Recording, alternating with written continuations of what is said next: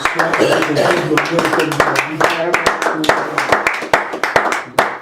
Avant de s'asseoir, nous lisons dans Psaume 1, Psaume chapitre 1, verset 1 et jusqu'à 3.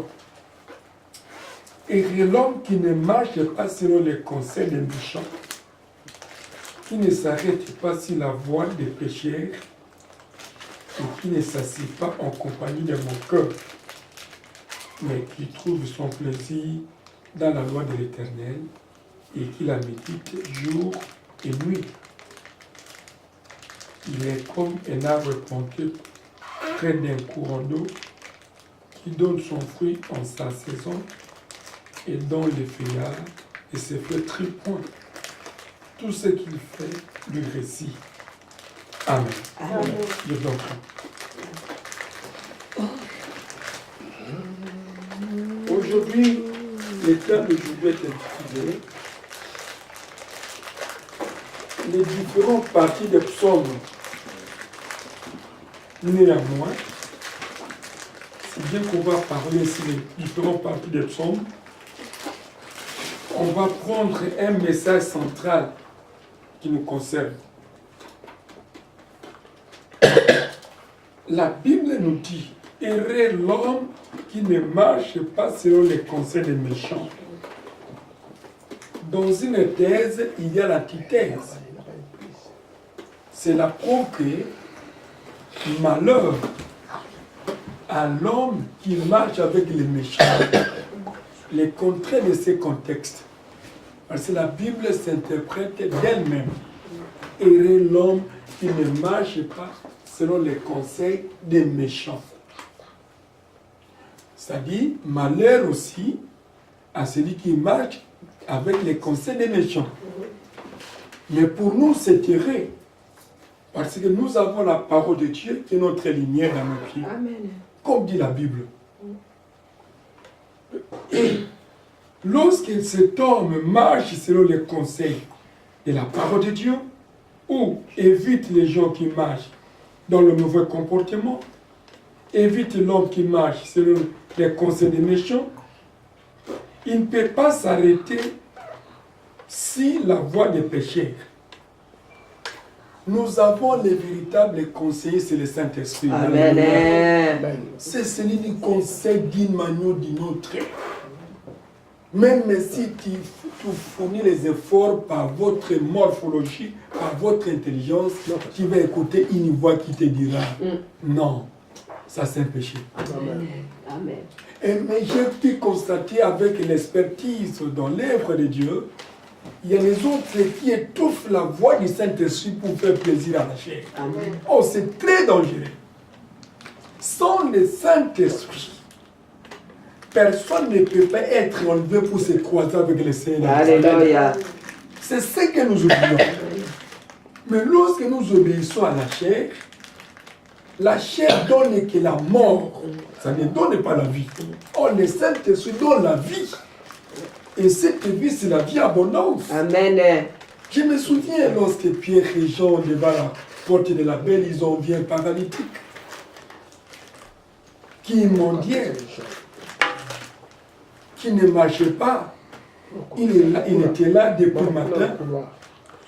On entra tout le temps dans l'église, il était devant la porte de la belle et il commençait à quémander à manger. Il commençait à demander des aumônes aux gens qui entraient dans les temples.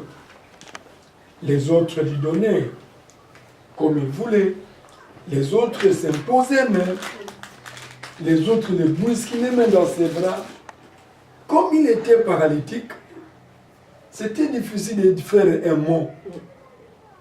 Mais lorsque Pierre et Jean sont venus devant la porte de la belle, pour vous montrer la puissance du Saint-Esprit qui opère miraculeusement. Ces paralytiques ont demandé aussi aux hommes de Dieu. Les hommes de Dieu disent non, nous n'avons ni or ni argent, mais ce que j'ai, nous te le donnons. Amen. Alléluia. Amen. Alors si tu as le Saint-Esprit en toi qui va communiquer la vie aux gens. Mais si tu n'as pas le Saint-Esprit, tu vas communiquer la mort. Amen. Un enseignement sans l'onction du Saint-Esprit, c'est la mort. Et c'est un formalisme. Et c'est pourquoi la Bible insiste, heureux l'homme qui ne marche pas selon les conseils des méchants. Un vrai chrétien, il est tout le temps mal à l'aise lorsque les méchants parlent de mal. Mais il est dans la joie lorsqu'il écoute la parole de Dieu. Amen. Parce que la parole de Dieu, c'est la nourriture solide dans nos vies. Comme Dieu a dit à Josué, que dans Josué 1:7 à 8, que ce livre de la loi ne s'éloigne point de ta bouche, médite-les jour et nuit, afin que tu puisses avoir du succès. Les autres cherchent le succès dans le fétichisme et dans la magie. Mais oh, le succès est dans la parole. Amen. Le succès dans la parole. Il a dit encore, qui ne s'arrête pas sur la voie des péchés. C'est difficile à celui qui écoute la parole de Dieu s'arrêter dans la voie des péchés parce qu'il sera mal à l'aise. Le Saint-Esprit va lui dire que ce n'est pas ta place. Même s'il force, même s'il est son ami, même s'il est son frère, même s'il est sa sœur. Mais le Saint-Esprit va lui dire quelque chose que non, ce n'est pas ta place. Il faut Amen. Amen. Alléluia. Amen. Parce qu'il marche avec la parole. Et le Saint-Esprit est en lui. Et la sémence de Dieu est en lui. Il ajoute encore. Et qui ne s'assied pas en compagnie des manqueurs. Je me souviens, lorsqu'on était encore en RDC, dans quelques coins de la commune de Kassaougou, il y avait des cliques de jeunes filles, jeunes garçons, qui commençaient à contempler ce qui passait dans la rue. Son habillement, ils commençaient à se moquer. Mais un enfant de Dieu qui a le Saint-Esprit n'a pas le temps de perdre. Alléluia. Amen. Ce n'est pas sa place.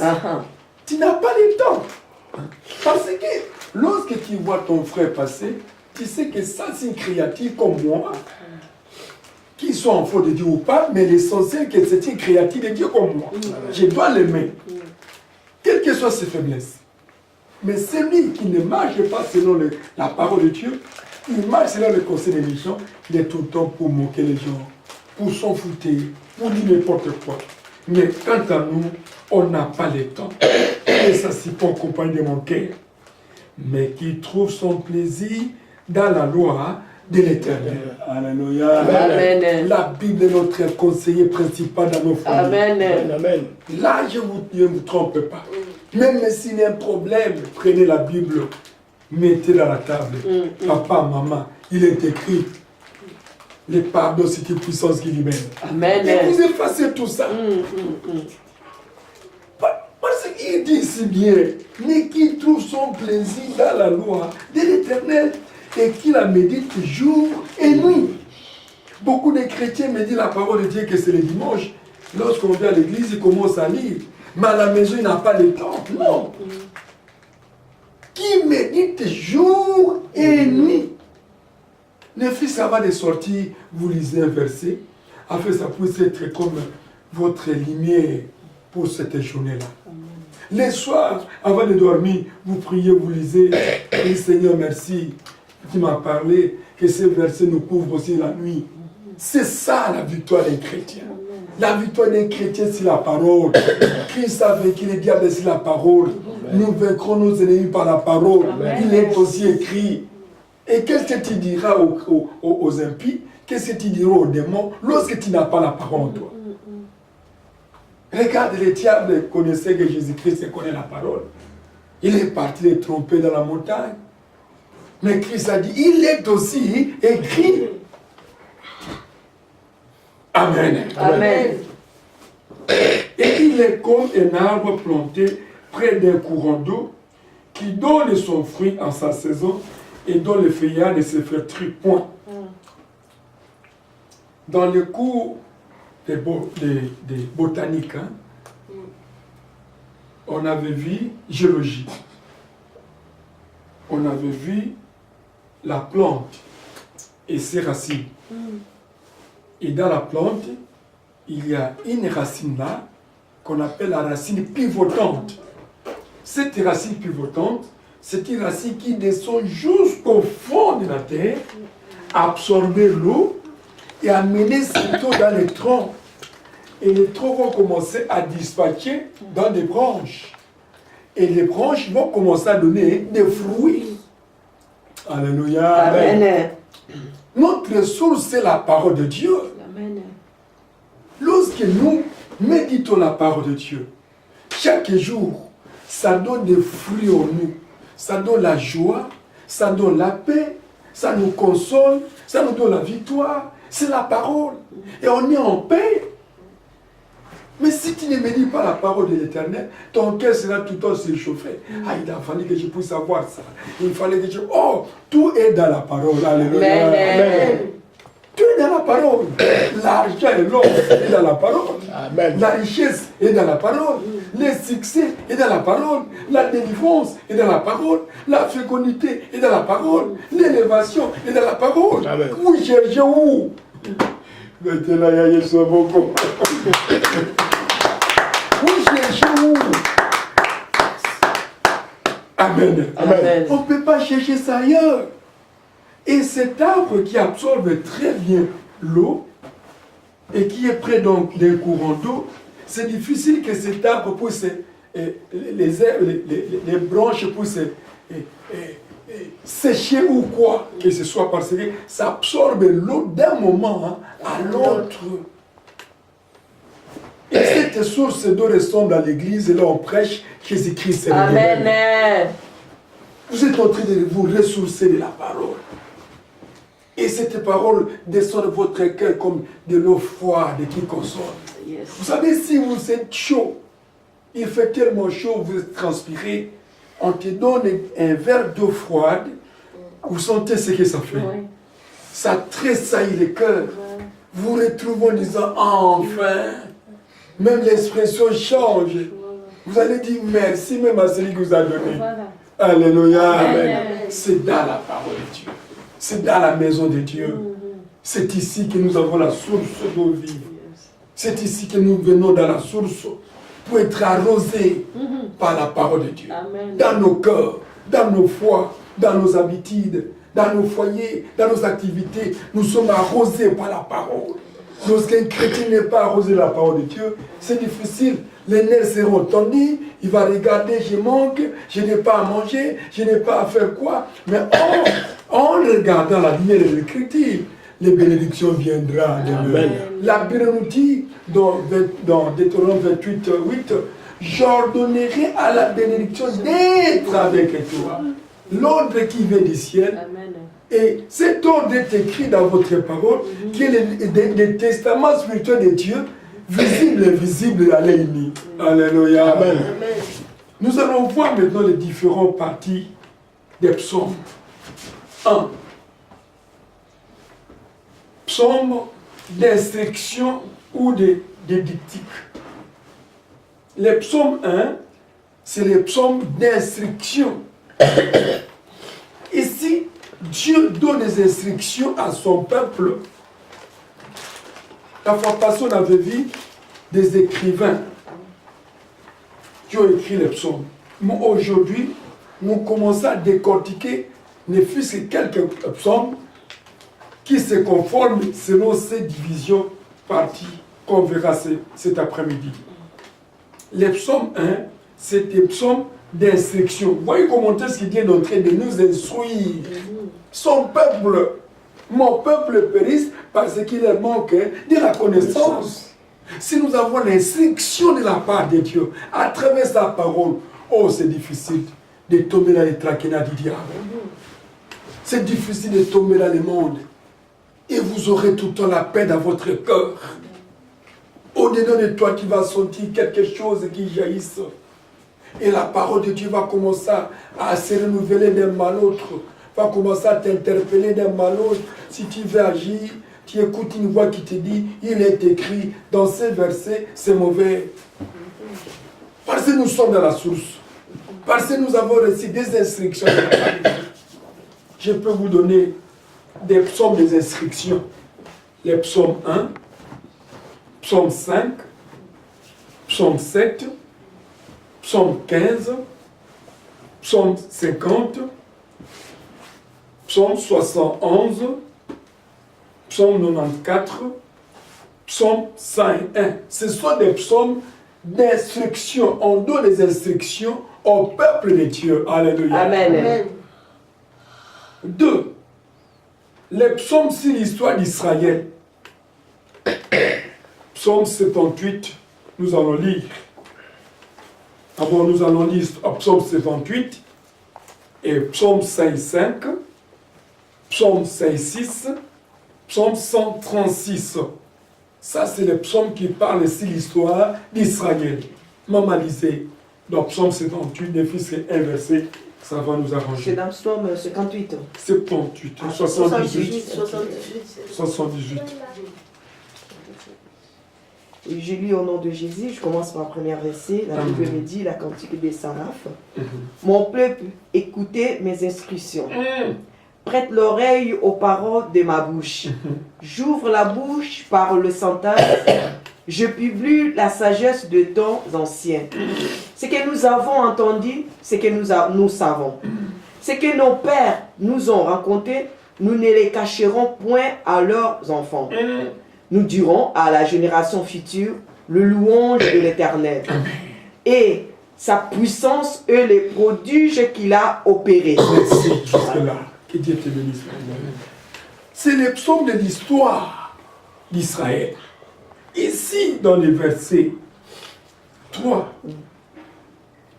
ce que nous avons entendu et ce que nous savons, ce que nos pères nous ont raconté, nous ne les cacherons point à leurs enfants. Alléluia. Amen. Ça parle de l'histoire d'Israël. Parce qu'ils ont entendu ce que Dieu a dit au temps de Moïse. Ce que Dieu a fait descendre de la main du ciel. Ce que Dieu a fait sortir de l'eau sur les rochers. C'est les psaumes sur l'histoire d'Israël. Vous pouvez aller méditer à la maison. Psaume 78 dans son entièreté, 55, 56 et 136. Amen. Amen. Troisième partie des psaumes, les psaumes de louange.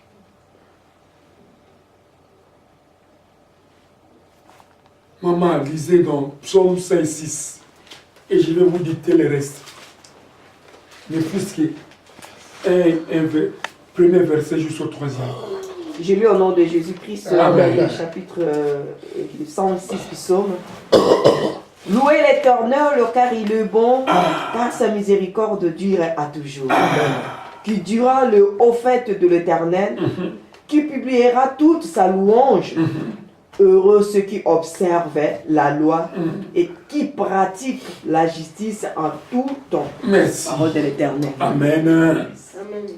Louez l'Éternel car il est bon et car sa miséricorde dure à toujours. C'est la psaume de louange. C'est très important. Parmi les psaumes de louange, ici, il y a des psaumes 5-6, 111, psaume 112, psaume 113, psaume 115, psaume 116, psaume 117, psaume 135, psaume 145 et enfin psaume 150. Ce sont des psaumes pour la louange de l'Éternel. Les écrivains écrivaient ici pour adorer Dieu. Je vous ai vu des personnages de la Bible qui ont écrit des psaumes. Même Ézéchias aussi avait écrit. Il montre aux gens comment adorer l'Éternel. Vous savez, dans la louange, les chaînes tombent. Amen. Dans la louange, nous sommes fortifiés sans le savoir. Et louer Dieu, c'est prier 2 fois. Souvenez-vous, même si vous venez quelque part fatigué, mais arrivé à la maison, même si tu n'as pas le temps de prier beaucoup, vous commencez seulement à bouger, à louer Dieu, vous allez sortir une force qui entre en toi, sous l'onction du Saint-Esprit, et tu seras tressaillé, et l'adoration va te porter, et tu seras dans les airs. Alléluia. La louange. On ne néglige pas la louange, même dans la maison. Un jour, c'était dans votre église de Kassaoum, à Lukando. C'était une journée de délivrance. 3 jours. 3e jour, le Seigneur me donnera le thème de la louange. Dieu me dit, allez prêcher que mon peuple puisse me louer, tout simplement. Et à travers la louange, je vais toucher mon peuple et délivrer mon peuple. Amen. Ah! Gloire au Seigneur. La louange, là. Je me suis pointé comme simple serviteur. J'ai témoigné, j'ai montré la louange, la puissance, les œuvres de la louange. Pendant la destruction de Jéricho, la louange, comment ça a bougé. Pour Pierre et Jean dans la prison, la louange, les portes sont ouvertes. Ah! J'ai dit qu'aujourd'hui, on va louer Dieu. Lorsqu'on a commencé à louer Dieu, vous savez, les gens sautaient et tombaient sous l'onction du Saint-Esprit. Les démons sortaient dans la louange. On n'avait pas chassé au nom de Jésus. Non!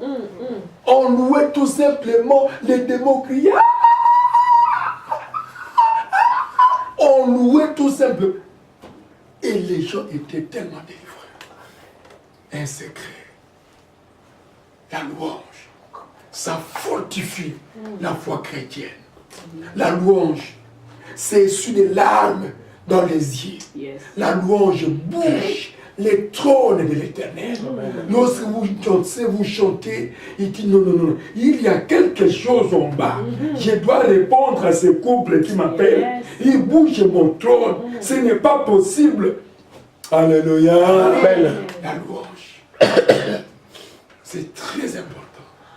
Même si tu pars au service, même au cours de route, vous allez sentir en toi comme si tu es emporté et tu marches au-dessus de la terre. La louange. Et les démons vont te fuir. 4e partie des psaumes. Les psaumes des confessions. Maman, lisez ici psaume 6. Ne fût-ce que 2 versets. Psaume 6. Je lis au nom de Jésus-Christ. Amen. Au chef de chanterait avec l'instrument à cordes sur les harpes à 8 cordes. Psaume de David. L'Éternel ne me punit pas dans ta colère et ne me châtie pas dans ta fureur. Amen. Aie pitié de moi, Éternel, car je suis sa force. Guéris-moi, Éternel, car mes os sont tremblants. Mon âme est toute troublée, et toi, Éternel, jusqu'à quand? Reviens, Éternel, délivre mon âme, sauve-moi à cause de ta miséricorde. Amen. Pardon de l'Éternel. Alléluia. Amen. Ça, c'est les psaumes des confessions. Dans les psaumes des confessions, il y a aussi psaume 32, psaume 38, psaume 51, psaume 102, psaume 130 et psaume 143. Ça sont des psaumes de confession. David confesse ses péchés. Vous savez que c'est un guerrier. Un guerrier, David. Et il avait tué un général afin qu'il s'emparait de sa femme. Vous connaissez l'histoire. Il avait envié la femme d'autrui. Et à cause de cela, les généraux qui étaient morts dans les champs de la bataille, David a récupéré la femme. Il avait péché contre Dieu. Et c'est pourquoi il écrivait ces psaumes pour demander pardon à l'Éternel. Non, bien aimé. On doit confesser nécessairement nos péchés. Il y a la confession il y a d'abord la repentance, la confession, le renoncement et le pardon. Amen. Tu ne peux pas sauter ces trois, ce sont des enseignements très profonds qu'on aura plus tard. Ça y est. J'ai un conteneur des enseignements pour sauver les âmes de Dieu. Amen. On peut confesser, mais si tu ne renonces pas, nul. On peut se repentir, mais si tu ne changes pas, nul. On verra les diversités de thèmes là. C'est très important. David avait confessé. Et lorsqu'il avait confessé, il a renoncé à ça. Le diable aussi peut confesser. Hein. Le renoncement, c'est autre chose. Et la restitution, c'est autre chose. Tu peux confesser, mais tu n'as pas encore restitué. Mais le péché est là. Et nous voyons les conséquences. Lorsqu'Akan avait pris des choses interdites en Jéricho, il a confessé. Après, il a restitué. Malheureusement, il était mort. On l'a brûlé vif. Parce qu'il était à la base de la destruction du peuple juif. Vous savez, bien aimé, si dans votre foyer, il n'y a pas la bonne repentance, il n'y a pas la bonne confession, c'est un atterrissage pour le diable. Là, je vous dis franchement, c'est la porte d'entrée pour les démons. Mais s'il y a la bonne confession, il y a la bonne repentance, la transparence dans tout ce que vous faites, la bénédiction viendra comme des lampes. Cinquième partie des psaumes, psaume des supplications. Psaume 86, les fils et des versets. David suppliait à Dieu.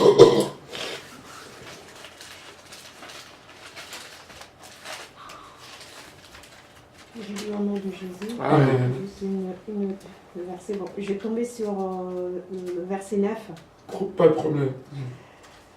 Toutes les nations que tu as faites viendront se prosterner devant ta face, Seigneur, et rendre gloire à ton nom. Car tu es grand et tu opères de prodiges, et toi seul tu es Dieu. Enseigne-moi tes voies, ô Éternel. Je marcherai dans ta fidélité. Amen.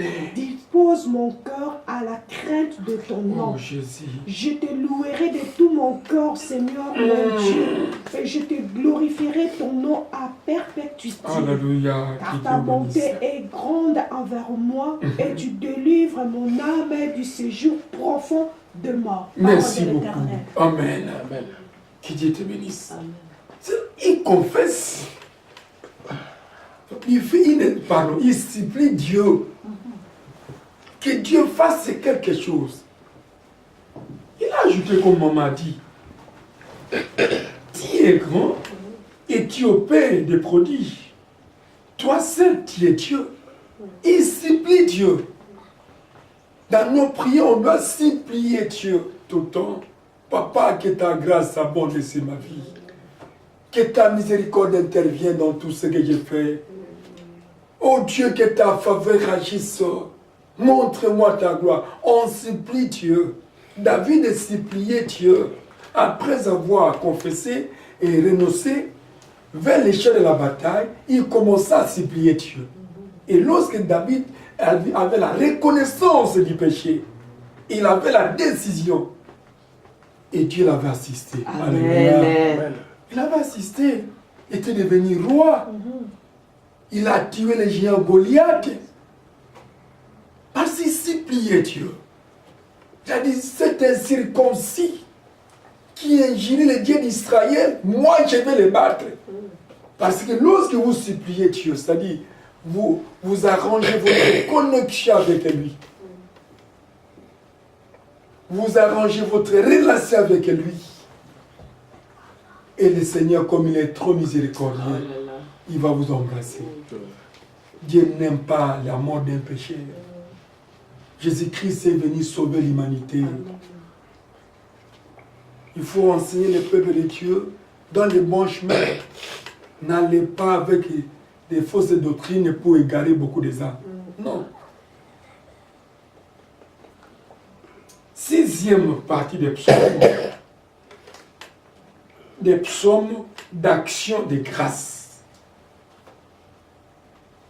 Psaume 16 et psaume 18. Maman lisait dans psaume 16, les fils et les versets. J'ai lu au nom de Jésus. Amen. Je commence au verset 6. Mhm.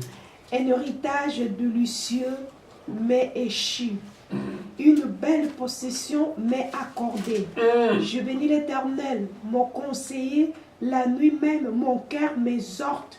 J'ai constamment Éternel sous mes yeux. Quand il est à ma droite, je ne chancelle pas. Aussi mon cœur est dans la joie. Et dans la joie, mon esprit dans les graisses. Et mon corps repose en sécurité. Amen. Car tu ne délivreras pas mon âme au séjour de mort. Amen. Parole de l'Éternel. Amen. Merci. Des actions de grâce. Pas des paroles, pas des actions de grâce. L'action de grâce peut être aussi matérielle. L'action de grâce peut être aussi spirituelle. Papa, je te rends des actions de grâce dans tout ce que tu as fait pour moi. Le dimanche de l'entrée de l'an 2015, j'avais prêché sur le thème était les bilans spirituels d'un chrétien au long de cette année. Et je les ai montrés. À la fin de chaque année, il faut faire des actions de grâce à l'Éternel. Pas des prières d'adoration, même avec des choses palpables. Je rends grâce à Dieu parce qu'il m'a sauvé. Je rends grâce à Dieu parce que nous sommes entrés dans la nouvelle avec toute ma famille. Je rends grâce à Dieu parce que je suis devenu ce que je suis. Des actions de grâce. C'est très important. C'est pourquoi David, après la victoire, il a fait des actions de grâce à l'Éternel. Il avait tué des béliers et donné manger ensemble avec les enfants d'Israël. Il faut être tout le temps reconnaissant à Dieu. Des actions de grâce, c'est très important. À la fin de l'année, tu prépares une enveloppe en disant, Seigneur, ça c'est une action de grâce. De ce que tu m'as sauvé au long de cette année, de janvier jusqu'à décembre. Tant de morts, accidentés, physiquement. Mais moi, supportant, je ne suis pas spécial, mais ce que tu as fait pour moi, je donne ça comme action de grâce. Amen. Alléluia. Amen. C'est ce que beaucoup de chrétiens oublient. C'est très important. Chaque serviteur de l'Éternel faisait des actions de grâce. Que ce soit Moïse, que ce soit Josué, que ce soit Élie, que ce soit Élisée, tous ceux qui ont marqué l'histoire de la Bible ont fait des actions de grâce à l'Éternel. Pourquoi pas vous et moi? Ça, c'est la ligne de conduite pour les serviteurs. Amen. Pour terminer, 7e partie des psaumes messianiques. Ce sont des psaumes qui parlaient du Messie, de la venue de Jésus-Christ. Comment est-ce qu'il sera? Non. Christ était dans l'ancienne alliance. Alléluia. Amen. Il était là. Mais il ne s'est pas encore manifesté parce que son temps n'est pas encore. Alléluia. Il était là. Il le voyait. Il assistait Moïse. Il assistait Josué. Et même dans tous les paramètres bibliques, Christ s'est présenté quelque part en bas. On aura prochainement. Parce que ce sont des enseignements très profonds. Je suis très content parce que j'encadre une équipe solide qui a la connaissance. Amen. Et dans les psaumes messianiques, nous voyons les psaumes 2, les psaumes 8, psaume 16, psaume 20, psaume 24, psaume 31, psaume 35, psaume 40, psaume 41, psaume 45, psaume 50, psaume 55, psaume 61, psaume 68, psaume 69, psaume 72, psaume 89, psaume 96, psaume 98, psaume 102, psaume 109, psaume 110, psaume 118 et enfin psaume 132. Ce sont les psaumes messianiques. Vous allez voir dans ces psaumes, on parle de la venue de Jésus-Christ. Comment est-ce qu'il viendra? Comment est-ce qu'il va régner? Comment est-ce qu'il va délivrer? Comment est-ce qu'il va sauver l'humanité? Maman lisez un peu les fiches de psaume 2 dans les contextes là où vous voulez. Je lis au nom de Jésus-Christ. Amen. La Bible dit dans le psaume 2, le verset, je commence au verset, le premier verset. Pourquoi c'est tumulte parmi les nations, ce vaine pensée parmi le peuple? Pourquoi les rois délateurs se soulevaient-ils? Eux, le prince, se ligue-t-il avec eux contre l'Éternel et contre son oint? Brisons leurs liens, délivrons-nous de leurs chaînes. C'est lui qui siège dans le cieux, rit. Le Seigneur se moque d'eux. Alléluia. Oui, il leur parle dans sa colère, il épouvante dans sa fureur. C'est moi qui ai oint mon roi sur Sion. Ma montagne est sainte. Je publierai le décret de l'Éternel m'a dit. Tu es mon fils, je t'engendrerai aujourd'hui. Arrêtez-vous là. Amen. Amen. On parle de l'avènement de Jésus-Christ. Si nous voyons ici, nous voyons la référence dans Acte 4:25. Si maman aussi peut lire, pour confirmer que ce psaume parle de la venue de Jésus-Christ. Je lis donc au nom de Jésus dans l'acte 4, le verset 25. La Bible nous dit, c'est toi qui as dû par le Saint-Esprit, par la bouche de notre Père, ton serviteur, David. Yes. Alléluia. Voyez comment est-ce que les psaumes messianiques parlent de Jésus. Jésus-Christ est Dieu. Il a joué son rôle étant que fils dans la nouvelle alliance. Mais dans l'ancienne alliance, il était là, sous forme de l'âme de l'Éternel. Alléluia. Amen. Mais c'est Christ. L'ange de l'Éternel m'a parlé. C'était Christ. Il dit ici clair. Pourquoi cette tumulte parmi les nations? Parce que lors de sa naissance, le roi Hérode était en colère. Il cherchait comment l'exterminer. Mais l'ange les parlait pour s'échapper à la mort. Il a vécu dans la Nouvelle Alliance au temps des apôtres. Les apôtres ont suivi le même mouvement avec l'onction du Saint-Esprit, témoigner que Christ est ressuscité. Amen. Pierre qui fouillait, qui avait renié Jésus-Christ 3 fois, il avait changé les épaules. Il a dit, mais c'est Christ que vous avez crucifié. Alléluia. Nous sommes les témoins. C'est à travers ce nom que cet homme est né. Alléluia. Amen. Non, ça me donne des chairs d'épaule. Je suis une fraîche onction dans ma vie. Non, ils n'ont pas fermé la bouche. Les apôtres étaient tellement éveillés, révolutionnaires. C'est pourquoi celui qui a la marque de Jésus en lui, Yes. il va se sentir révolutionnaire dans les marques. Alléluia. Oh yes. Tu ne peux pas gommer comme ça, non. Ça ne peut pas avaler, ça ne peut pas passer. On n'avale pas de bêtises, mais on doit repousser les bêtises par la vérité. Amen. C'est Christ que vous avez crucifié. Nous sommes témoins. Pourtant, Pierre avait fini régner Christ 3 fois. Alléluia.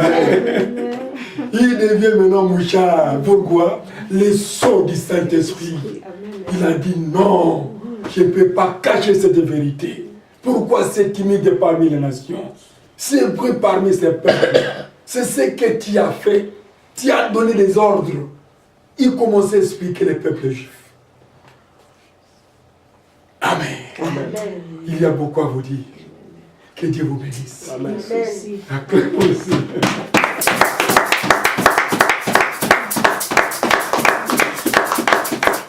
Nous allons prier Dieu et se dire, Seigneur, merci parce que je suis rassasié. Que ces paroles puissent faire des explosifs dans mon cœur, dans ma foi, dans tout ce que je fais, et que je puisse être un orateur, oratrice de l'évangile partout, je passerai. Prions tout le Seigneur. Alléluia. Merci. Merci. Merci parce que toi qui es.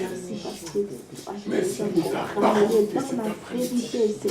Oh, que ce message puisse produire de bons fruits dans lesquels de tes serviteurs servantes, dans lesquels ton peuple, afin qu'on soit, Père éternel, des cagnes on puisse faire des espoirs partout, des flammes, des feux par notre Dieu, qu'on annonce Seigneur qui la vérité partout dans le monde et qu'on gagne les âmes. Oh, Père éternel, merci. Merci pour ta parole. Merci, Papa. Parce que toi, tu nous aimes. Connaissance. Tu ajoutes encore quelque chose. Mon Dieu. Mon peuple est péri. Parce que le monde de la connaissance. Soyons un peuple qui, mon Dieu, avoir une connaissance pour résister, Seigneur, aux œuvres de Satan. Résister à tout ce qui est de fausseté. Résister à tout ce qui est, mon Dieu, la méchanceté. Alléluia. Soyons soumis dans la vérité.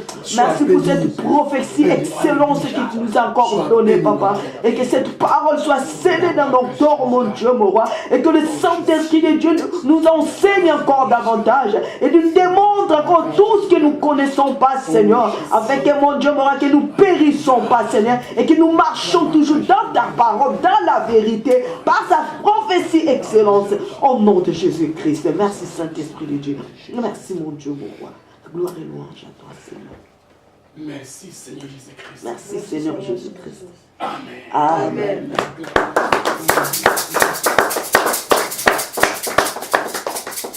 Nous allons passer